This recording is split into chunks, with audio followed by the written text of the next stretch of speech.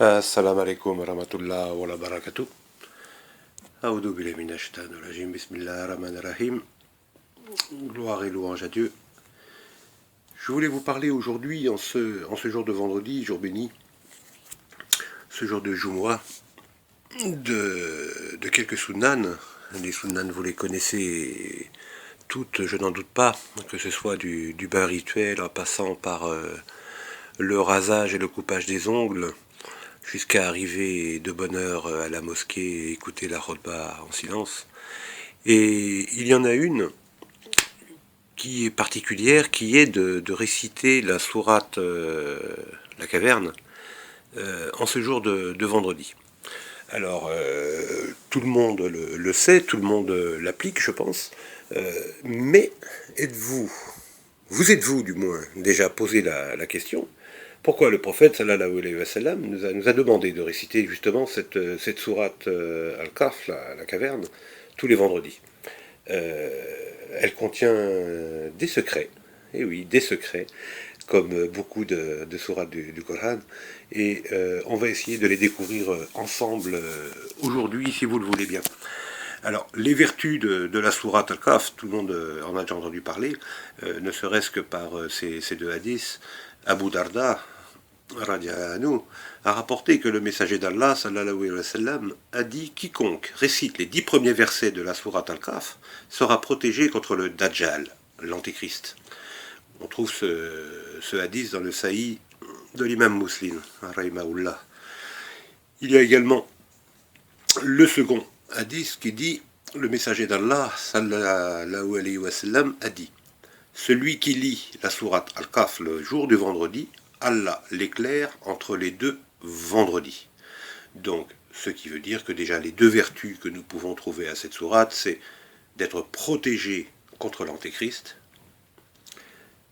et de l'éclairer entre les deux vendredis. Alors, nous reviendrons plus en détail justement tout à l'heure sur le fait d'être protégé contre le Dajjal. Vous verrez, c'est très très très important. Donc, un petit historique de la sourate. La sourate La Caverne, c'est une sourate mécoise qui a été appelée ainsi à cause du 9e verset, qui cite l'histoire des gens de la caverne. Te rends-tu compte que les gens de la caverne et d'Arakim constituaient une merveille d'entre nos signes? C'est le verset 9 donc de la sourate 18, la sourate La Caverne. Cette sourate, il faut le savoir déjà, cette sourate c'est une réponse. C'est une réponse, Allah subhanahu wa ta'ala l'a révélée en réponse. En réponse à qui? Des polythéistes, des mécréants, Quraïsh, qui habitaient à la Mecque, et certains gens du livre, des chrétiens et des juifs qui habitaient là-bas également, posèrent des questions au prophète Mohammed sallallahu alayhi wa sallam pour tester la vérité de son message. Et donc ils lui ont posé les 3 questions suivantes au prophète sallallahu alayhi wa sallam. Ils lui ont posé 3 questions. Ils lui ont dit d'abord, qui furent les gens de la caverne? Première question. Seconde question, que sais-tu de Dhul Kamain? Et troisième question, quelle est l'histoire d'Al-Khadir? Alors, naturellement, le prophète sallallahu alayhi wa sallam ne pouvait pas répondre à ces questions, parce que ces 3 histoires relèvent des traditions juives et chrétiennes, et elles étaient à ce moment-là totalement inconnues des Arabes de Quraïsh. Donc le prophète sallallahu alayhi wa sallam ne leur répondit pas et les fit attendre. Ceci, ça a duré plusieurs jours, jusqu'à ce qu'Allah, subhanahu wa ta'ala, par l'intermédiaire de Jibril, alayhi salam, lui apporte les réponses. Et ces réponses, on le trouve justement dans cette sourate, et dans le tafsir d'Ibn Kathir, on trouve que notre prophète Mohammed, sallallahu alayhi wa sallam, était fortement attristé, car malgré qu'il ait rapporté les bonnes réponses aux questions des Juifs et des Quraïsh, que ces réponses étaient des preuves indiscutables qu'il était bien le transmetteur du message, qu'il était bien le prophète, ils persistèrent dans leur mécréance. Alors, à la fin de cette sourate, Allah Ta'ala invite justement les mécréants à tirer profit de ces récits et de croire au message de son dernier prophète, sallallahu alayhi wa sallam, quand il dit « L'unicité du Créateur et l'au-delà sont des vérités absolues. Pour votre propre bien, vous devez y croire. Vous conformer à ce qu'elles impliquent dans votre vie et agir avec la conviction que vous rendrez des comptes à Allah.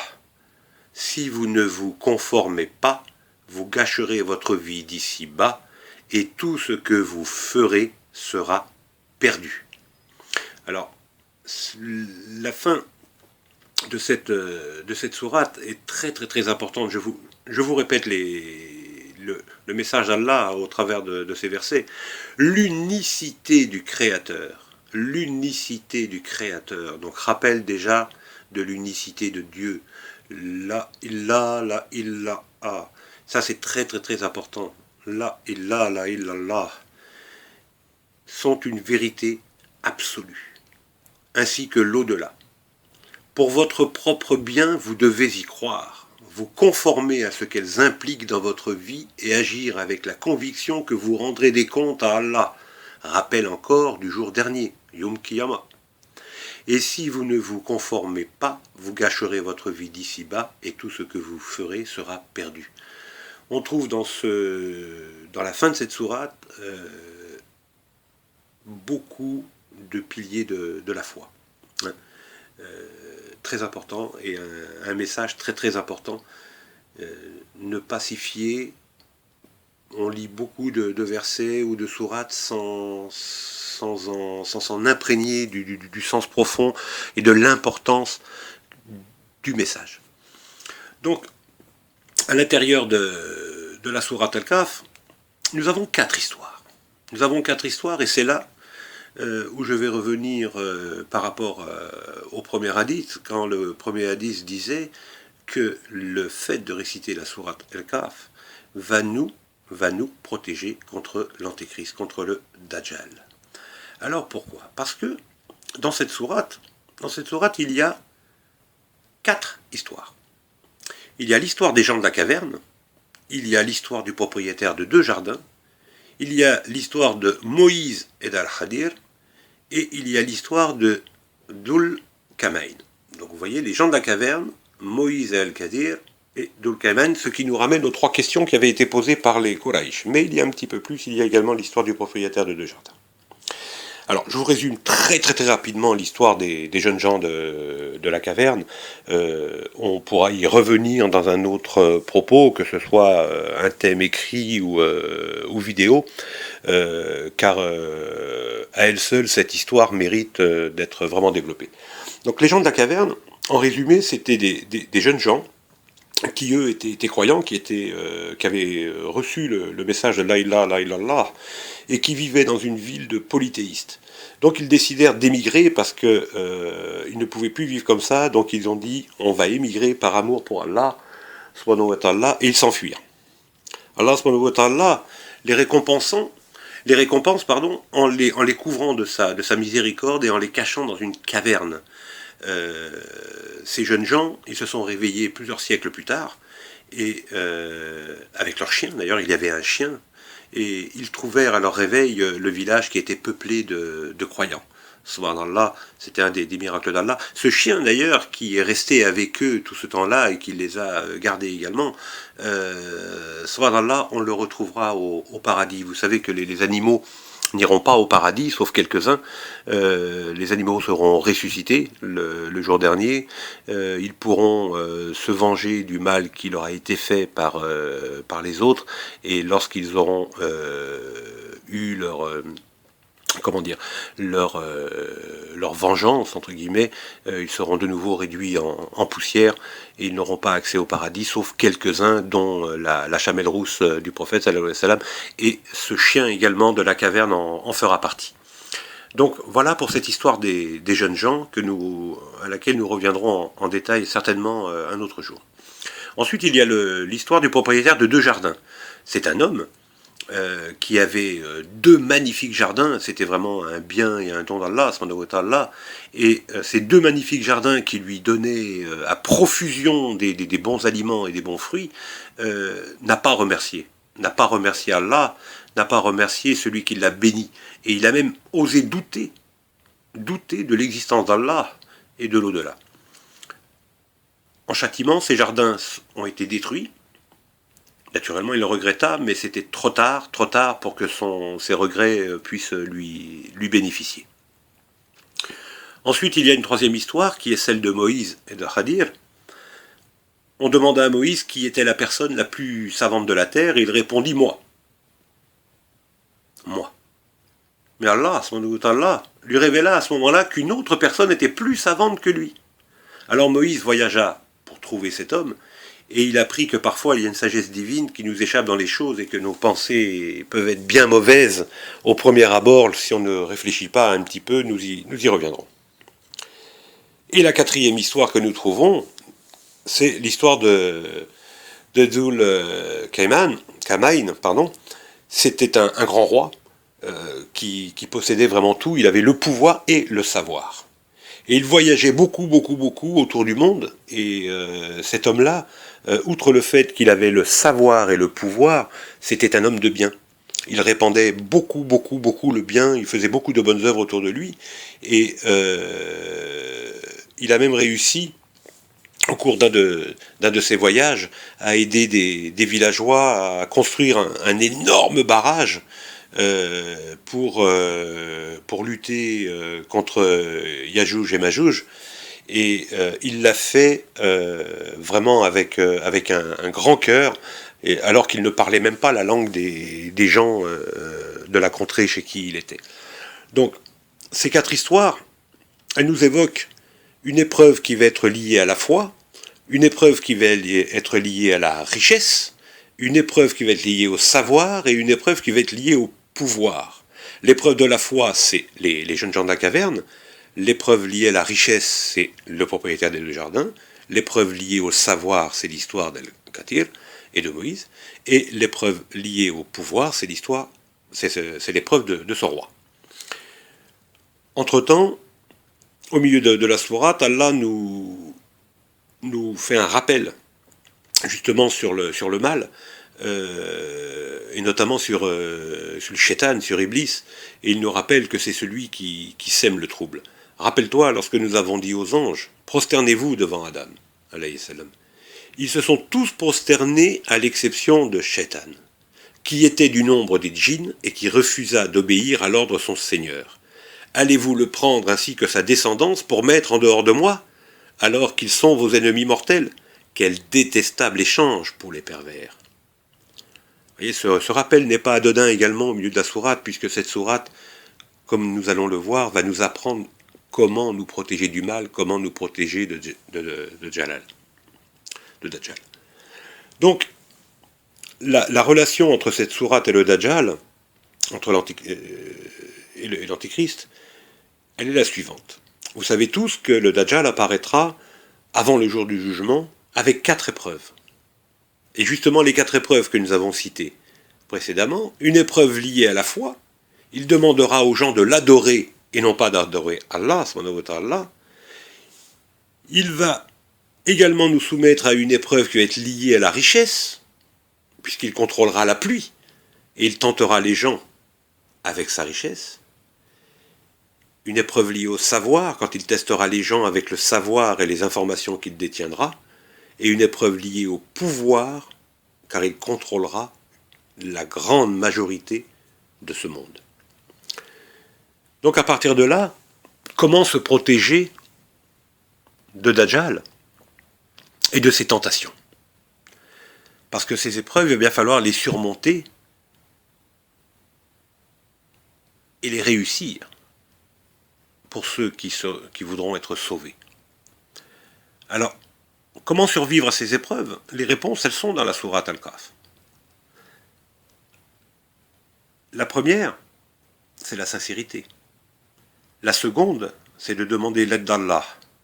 La troisième, c'est se souvenir de l'au-delà. La quatrième, d'avoir de bons compagnons. Et également d'être clairvoyant sur la réalité de ce monde et d'être humble. Alors l'épreuve sur la sincérité, qui rejoint l'histoire des gens de la caverne, le verset 110 de la sourate Al-Kahf nous dit « je ne suis qu'un être humain comme vous. Il m'a été révélé que votre Dieu est un Dieu unique, que celui qui espère donc rencontrer son Seigneur accomplisse de bonnes actions et lui voue son adoration sans jamais lui associer personne. Voilà. Voilà le rappel d'Allah concernant l'épreuve de la sincérité. Il nous donne la clé. Dans ce verset, nous avons la clé pour réussir cette épreuve. Dis, je ne suis qu'un être humain comme vous. Il m'a été révélé que votre Dieu est un Dieu unique, que celui qui espère donc rencontrer son Seigneur accomplisse de bonnes actions, et lui voue son adoration sans jamais lui associer personne. Sans jamais lui associer personne. Qu'Allah subhanahu wa ta'ala nous éloigne du shirk. Amin. Ensuite, deuxième clé, deuxième secret, qui va nous aider à survivre à ces épreuves, toujours demander l'aide d'Allah. Ça, nous le trouvons dans le verset 27 de cette sourate. Récite ce qui t'a été révélé du livre de ton Seigneur, dont nul ne saurait altérer les paroles, et en dehors de qui tu ne saurais trouver de refuge. Récite ce qui t'a été révélé du livre de ton Seigneur, dont nul ne saurait altérer les paroles, et en dehors de qui tu ne saurais trouver de refuge.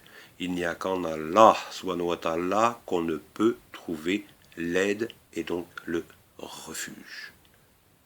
C'est très très très important, et voilà la clé pour se protéger déjà de cela. Ensuite, se souvenir de l'au-delà. Se souvenir de l'au-delà. Donc, vous voyez, le verset précédent, c'était en rapport du propriétaire des jardins, et celui-ci aussi, toujours se souvenir de l'au-delà. Que lorsqu'on se souvient de l'au-delà, on revient à une grande crainte de notre Créateur, Allah. C'est très important. Toujours se souvenir de l'au-delà, on l'a dit déjà dans des vidéos précédentes, mais c'est très important. L'au-delà est certainement, le rappel de la mort est certainement un des plus beaux rappels que nous puissions nous faire ou qu'on puisse faire à nos proches. Et la crainte de l'au-delà, c'est quelque chose de très très très important. Il faut toujours s'en souvenir. Et ce rappel de l'au-delà, il va être dans la sourate des versets 47 à 49. 47, 48, 49, ces trois versets-là qui disent, dans le sens, le jour où nous mettrons les montagnes en mouvement et où la terre sera toute aplanie, nous rassemblerons les hommes sans en omettre aucun. Et ils seront présentés en rang devant ton Seigneur qui leur dira : vous voilà revenus à nous tels que nous vous avons créés pour la première fois. Pourtant vous prétendiez que jamais ce rendez-vous n'aurait lieu. Et quand le registre sera déposé, tu verras alors les coupables saisis de frayeur par son libellé. Malheur à nous, s'écrieront-ils. Qu'a donc ce registre à nos maîtres ni péché véniel, ni péché capital, sans les porter à notre compte. Et c'est ainsi qu'ils se retrouveront en présence de toutes leurs œuvres, car ton Seigneur ne fait jamais de tort à personne. Effectivement, mes frères et mes sœurs, rappelez-vous, nous avons les anges scribes qui sont là, qui notent tout. Tout est noté. Ce jour-là, rien ne sera omis. Notre livre nous sera présenté. Vous savez très bien, même nos organes, nos membres témoigneront contre nous s'il le faut. Donc rappelez-vous de l'au-delà. C'est ce jour-là que nous devrons rendre des comptes. Souvenez-vous toujours de l'au-delà. Ensuite, une autre clé qui nous est donnée, c'est d'avoir de bons compagnons. Dans la sourate Al-Kahf, on le trouve au verset 28. Fais preuve de patience en compagnie de ceux qui invoquent leur Seigneur matin et soir, recherchant sa satisfaction. Ne les quitte pas pour courir après les plaisirs de ce monde. N'obéis pas à celui dont nous avons rendu le cœur inattentif à notre rappel, et qui suit ses passions et se complaît dans ses excès. Fais preuve de patience en compagnie de ceux qui invoquent leur Seigneur matin et soir, recherchant sa satisfaction. Et ne les quitte pas pour courir après les plaisirs de ce monde. n'obéit pas à celui dont nous avons rendu le cœur inattentif à notre rappel, qui suit ses passions et se complaît dans ses excès. Effectivement, nous en avons parlé dans la petite vidéo sur la fraternité, le fait d'avoir des gens pieux et croyants autour de nous, des gens droits, qui se conforment au licite, qui abandonnent le illicite, nous amènera nous-mêmes dans la voie droite et dans le bon chemin, et nous amènera à pouvoir justement résister au mal et au jalal et au dajjal le jour venu. Ensuite, il faut être clairvoyant sur la réalité de ce monde. Ça, on va le trouver dans la sourate 18, donc la sourate de la caverne, au verset 45. Donc vous voyez, cette sourate est très riche en enseignements. Être clairvoyant sur la réalité de ce monde. Alors ce verset-là dit, dans le sens, propose-leur encore la parabole de la vie en ce bas monde. Elle est semblable à cette eau que nous faisons descendre du ciel, et dont les plantes s'imprègnent un instant pour se transformer ensuite en chaume à la merci des vents, car la puissance de Dieu n'a point de limite. La réalité de ce monde. Être clairvoyant sur la réalité de ce monde. Ça, c'est en rapport avec l'histoire de Moïse et de Ktir. Je vous conseille de la lire attentivement, cette sourate. Très attentivement. Vous verrez que vous allez découvrir des choses que vous n'avez peut-être pas découvertes avant de la lire vraiment avec ces renseignements. Et la dernière chose, c'est l'humilité. L'humilité, quand Moïse lui répondit, « Tu trouveras, s'il plaît à Dieu, en moi un homme toujours patient, et je ne te désobéirai point. » Ça, c'est le verset 69. Effectivement, puisque Moïse, après avoir accompagné cet homme, le Kétir, qui a fait des choses qu'il ne comprenait pas, et qui ensuite lui a montré la sagesse de ses actes, donc lui a appris à être clairvoyant, pour revenir au verset précédent, ça a rendu Moïse, alayhi salam, beaucoup plus humble. Et Moïse lui a répondu, « Tu trouveras, s'il plaît à Dieu, en moi, un homme toujours patient, et je ne te désobéirai point. » Pourtant, Moussa, qui était un envoyé, a parlé comme ça à un autre homme. Vous voyez, c'est la preuve d'humilité. Toujours être humble, toujours. Donc voilà les versets qui vont nous aider à résister aux tentations de Dajjal, sur ce qu'on parlait tout à l'heure, sur la sincérité, sur les épreuves de la foi, les épreuves de la richesse, les épreuves du savoir et les épreuves du pouvoir. Donc ces versets-là, lisez-les, relisez-les encore, imprégnez-vous de ces versets, car ce sont les réponses qui sont liées à ces épreuves. C'est pour ça que cette sourate est importante pour nous protéger de l'Antéchrist. Parce que si on acquiert ces qualités liées à la foi, liées à l'humilité, liées donc à la richesse, dans le sens de remercier Allah, de toujours s'en remettre à Allah, et de faire profiter les autres de son savoir et de son pouvoir, nous pourrons vaincre le Dajjal avec beaucoup plus de facilité. Et ensuite, le deuxième volet de cette sourate, le deuxième bénéfice, le deuxième bienfait, c'est la protection d'Allah, entre les deux vendredis. Le prophète sallallahu alayhi wa sallam a dit « Quiconque récite la sourate Al-Kahf le jour du vendredi, Allah l'éclaire entre les deux vendredis. » Ce hadith avait été rapporté par At-Tabarani et authentifié par Al-Albani, rahimahullah. Donc, s'il nous éclaire entre les vendredis, ça veut dire que les péchés seront pardonnés entre les deux vendredis. Ça, vous le savez. Vous le savez, entre deux vendredis, les péchés sont pardonnés pour ceux qui exécutent tous les actes de culte liés au Jumu'ah. Que ce soit depuis le ghusl, le bain rituel, jusqu'à la salade Jumu'ah, plus les actes surérogatoires qui sont liés à ce vendredi, et les sunnan, nos péchés seront pardonnés. N'oubliez pas également de prier abondamment sur le prophète sallallahu alayhi wa sallam, les salawats sur Rasoul sallallahu alayhi wa sallam sont très très très importantes. Donc, il faut réciter cette sourate le vendredi, que ce soit les 10 premiers versets, les 10 derniers versets, et si vous pouvez la réciter entièrement, vous en retirez encore beaucoup plus de bénéfices. Je vous y engage fortement, mes frères et sœurs. Alors, une autre question qu'on rencontre souvent, j'en profite pour la traiter rapidement dans ce sujet, puisqu'on traite de cette sourate. Beaucoup de gens se disent, oui, mais le vendredi, mais à quel moment? Le vendredi, mais à quel moment? Alors, vous l'avez compris, cette lecture, elle est recommandée le vendredi.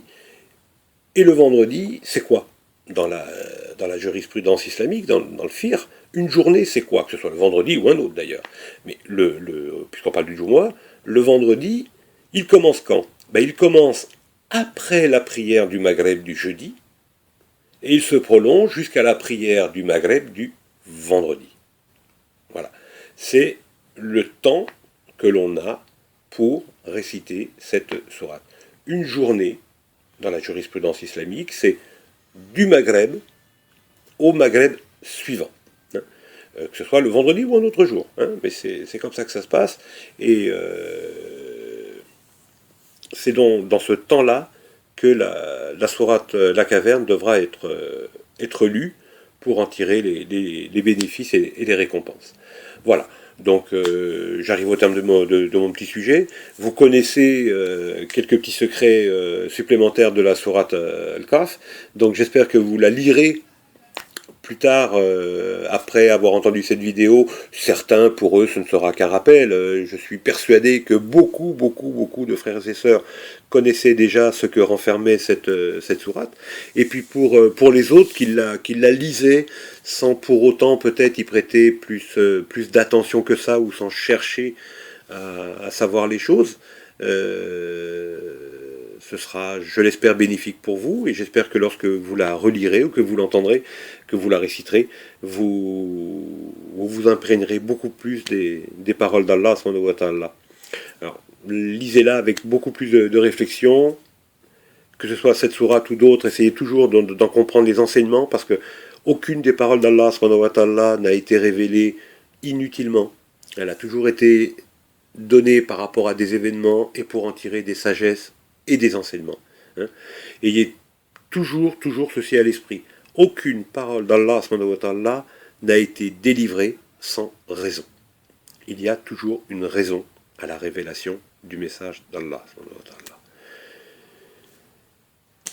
Voilà, mes frères et sœurs, je vais vous souhaiter une très bonne fin de vendredi. Le mien n'est pas terminé non plus. Je vous demande, et je demande surtout à Allah subhanahu wa ta'ala de nous donner toujours de sincères intentions en nos cœurs, et de mettre en pratique tous ces enseignements et toute cette sagesse qu'il nous a donnée dans son infinie miséricorde, et de nous protéger contre la fitna, du dajjal et de toutes les épreuves de cette dunya et de la akhira. Voilà, mes frères et sœurs, que Dieu vous bénisse, que Dieu vous protège et vous accorde ses bienfaits ici et dans l'au-delà. Amin.